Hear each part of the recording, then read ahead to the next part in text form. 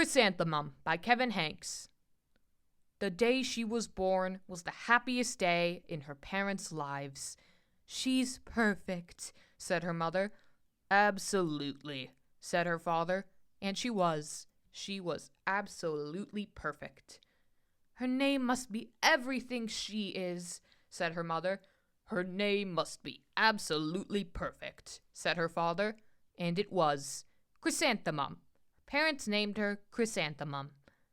Chrysanthemum grew and grew and grew, and when she was old enough to appreciate it, Chrysanthemum loved her name. She loved the way it sounded when her mother woke her up.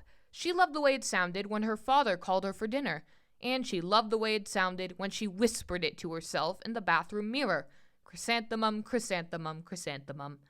Chrysanthemum loved the way her name looked when it was written with ink on an envelope. She loved the way it looked when it was written with icing on her birthday cake. And she loved the way it looked when she wrote it herself with her fat orange crayon. Chrysanthemum, chrysanthemum, chrysanthemum. Chrysanthemum thought her name was absolutely perfect. And then she started school. On the first day, Chrysanthemum wore her sunniest dress and her brightest smile. She ran all the way. "Hooray!" said Chrysanthemum. "School!" But when Mrs. Chudd took roll call, everyone giggled upon hearing Chrysanthemum's name.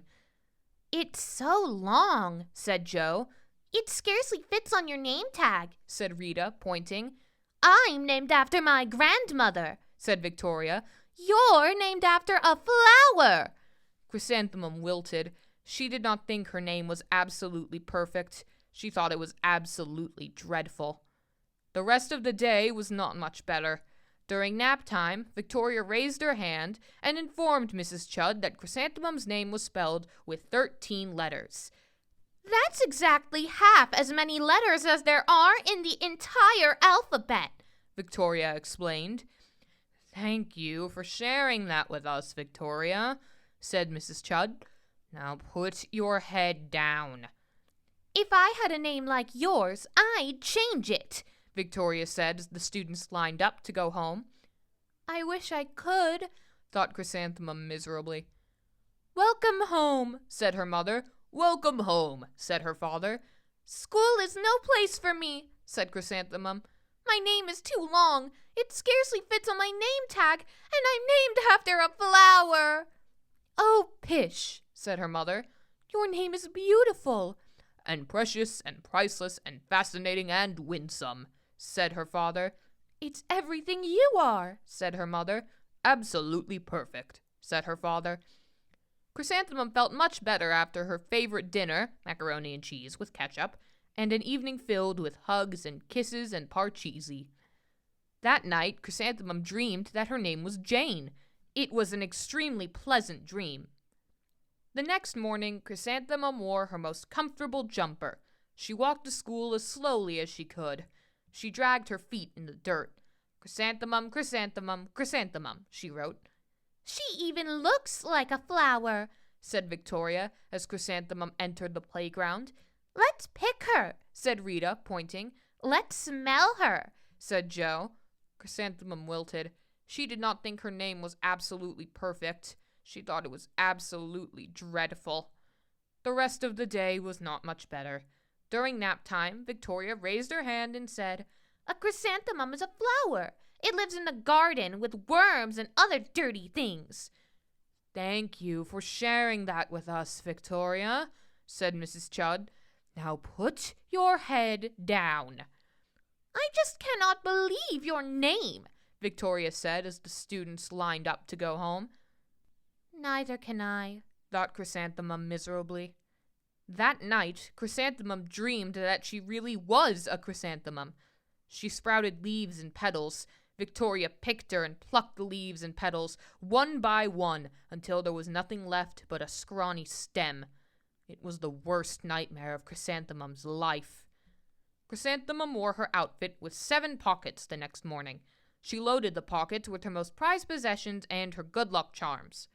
Chrysanthemum took the longest route possible to school. She stopped and stared at each and every flower.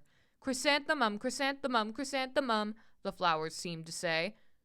That morning, the students were introduced to Mrs. Twinkle, the music teacher. Her voice was like something out of a dream, as was everything else about her.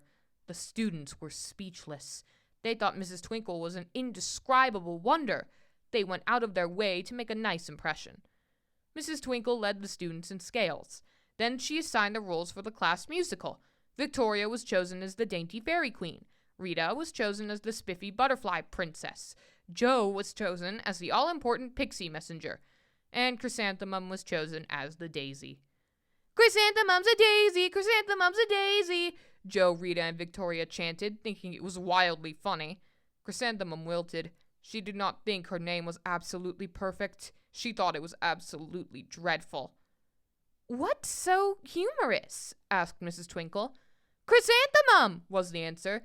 "Her name is so long," said Jo. "It scarcely fits on her name tag," said Rita, pointing. "I'm named after my grandmother," said Victoria. "She's named after a flower." "My name is long," said Mrs. Twinkle. "It is?" said Jo.